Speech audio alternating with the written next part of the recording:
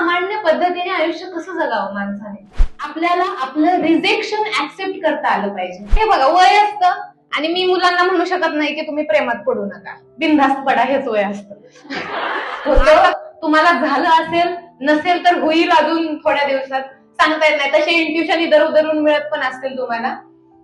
आयुष्यामध्ये आपल्याला जे काही अनुभव येतात, जे काही घटना घडत असतात, त्या संबंधित त्यांनी जे मार्गदर्शन केलं ते खरोखरच विद्यार्थिनींना अतिशय गरजेचं होतं. त्यासाठी हायफाय करा. हायफाय मॅम, हायफाय माहितीये तुम्हाला?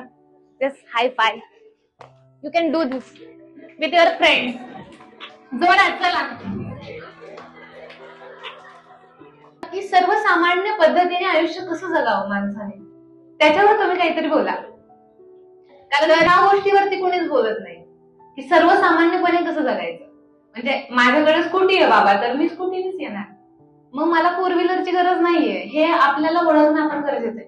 आपल्या घरची परिस्थिती जशी आहे की मी बसनेच येऊ शकते किंवा सायकलनेच येऊ शकते, तर ते बसने आणि सायकलनेच मी येणं तितपत योग्य आहे आणि मी कसं त्याच्यात आलं पाहिजे, तेवढ्यातच माझं समाधान कसं झालं पाहिजे, ह्या छोट्या छोट्या गोष्टी आपल्याला माहिती असणं फार गरजेचं आहे. थोडंफार काही ज्ञान द्यायचं असेल ते देईन, घ्यायचं असेल तर घ्या, नाही तर आरामात खूप छान चेअर्स आहेत एकदम वेलवेटच्या, झोप भारी येणार आहे. इथं झोप आली असेल तर आरामात झोपीला. समोरचा व्यक्ती काय बोलतो हे जर तुम्हाला ऐकावंसं वाटत असेल, म्हणजे तो वक्ता चांगला आहे आणि तुम्हाला झोपावंसं वाटत असेल, तर तुम्ही आरामात झोपू शकता. कारण माझ्या सेशन मध्ये मी फ्रीली तुम्हाला चान्स देते की you want to whatever you want to do, just do it. Just because तुम्ही उठला तर हार माझी होणार आहे. नॉर्मली आपल्याला आपल्या आयुष्यामध्ये जर ह्या सगळ्या प्रॉब्लेम्स पासून वाचायचं असेल तर एक नॉर्मल गोष्ट आपल्याला फॉलो करावी लागते, दॅट इज कॉल्ड आपल्याला आपलं रिजेक्शन ऍक्सेप्ट करता आलं पाहिजे. आपल्या आयुष्यामध्ये जेवढ्या जेवढ्या मोठ्या घटना आता सध्या आपण ऐकल्या, ह्याच्या पाठीमागचं कारण एकच आहे की आपल्याला कुणीतरी स्वीकारत नाहीये किंवा समोरच्या व्यक्तीला आपण स्वीकारत नाहीये किंवा कुठेतरी कुणाला तरी आपण नापसंत आहे. हे एकमेव कारण आहे की ज्याच्यामुळे जास्तीत जास्त गुन्हे घडतात, जास्तीत जास्त प्रॉब्लेम मध्ये माणूस येतात. आपण खूप अभ्यास कशासाठी करतो?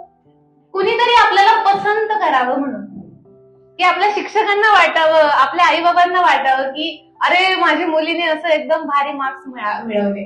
बरोबर. इव्हन आपण रोज सकाळी आता येताना मी काजळ लावलं, लिपस्टिक लावली, छान इस्त्री करून ड्रेस घातला, कुणाला तरी आपण आवडावं, ही त्याच्या पाठीमागची एक निखळ भावना असते आणि ती योग्यही आहे. आज शृंगाराला एवढं महत्व दिलं जातं. तुम्ही छान छान पद्धतीचे ड्रेसेस घालता, सुंदर दिसता, तर माणसाने दिसावं सुंदर. कारण आपल्याला म्हणजे जी सुंदर गोष्ट आहे ती आयुष्यात सगळ्यांना हवी आहे. पण कधी कधी ते जर आपल्याला नाही मिळालं तर ते रिजेक्शन आपल्याला ऍक्सेप्ट करता आलं. कारण हे बघा, वय असतं आणि मी मुलांना म्हणू शकत नाही की तुम्ही प्रेमात पडू नका, बिनधास्त पडा, हेच वय असतं. हार्मोनल इम्बॅलन्स असतात, एकदम पीक लेवलला असतो आपण.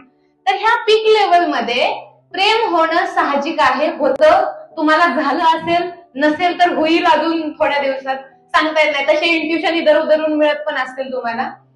म्हणजे आपण सगळ्या माणसांना लाईक करू शकत नाही. सिंपल आहे, खूप साधा रूल आहे हा. जसं आपल्याला सगळी माणसं आवडत नाहीत, आपल्याला पर्टिक्युलर माणसं आवडतात. जसं की ह्या हॉलमध्ये तुम्ही तुमच्या मैत्रिणीच्या शेजारीच बसलाय. ज्यावेळेस कॉलेजमध्ये तुम्ही आला होता त्यावेळेस असं झालं होतं की सगळे अस्ताव्यस्त होते, पण एका पॉइंट नंतर असं झालं की सगळ्यांचे ग्रुप्स पडायला लागले. मग पाठीमागे एक ग्रुप, पुढे एक ग्रुप, ग्रुपिंग होतं. मग त्याच्यामध्ये आपण चूजी असतो की नाही, मला ह्या ग्रुपमध्ये राहायचंय, ह्या मैत्रिणी सोबत राहायचंय, मला ती आवडत नाही. मुलींमध्ये असतं, अगं तिचे लय ऍटिट्यूड आहे, मला नाही ती आवडत. तर हे जे आहे, हे जे आपल्यामध्ये डेव्हलप होतं, आपण चूजी असतो. आपण सगळ्यांना नाही लाईक करू शकत, आपण सगळ्यांना तेवढा भाव नाही देऊ शकत. आपण सगळ्यांच्या प्रेमात थोडीच पडू शकतो, एकाच्याच पडू शकतो ना. म्हणजे तसं पडायला खूप जणांच्या पडतो. आता प्रेम म्हटल्यावर कुणावर पण होतं, त्याला काही विशेषण लागत नाही. पण आपण सगळ्यांना स्वीकारू नाही शकत, आपण चूजी असतो. ते आपल्या डोक्यामध्ये आपण तो मंत्र लावणं फार गरजेचं आहे की जसं आपण चॉईस ठेवतो तसं समोरच्या व्यक्तीलाही चॉईस आहे आणि ती आपण स्वीकारणं गरजेचं आहे. एखाद्या व्यक्तीला मी नाही आवडत, it is totally okay, totally normal. एखाद्या 4 मुली येत आहेत आणि मला शिव्या घालतायत, इट इज टोटली ओके. 2 अजून दे तुला चांगलं वाटतंय तर, आणि जा बाई. वाईट वाटतं का तुम्हाला? तुमची एखादी मैत्रिणीने काहीतरी बोलली सोडून द्या. तुला काय वाटतं, म्हणजे तुमच्या सगळ्यांना काय वाटतं हा तुमचा प्रश्न आहे, मला नका सांगू.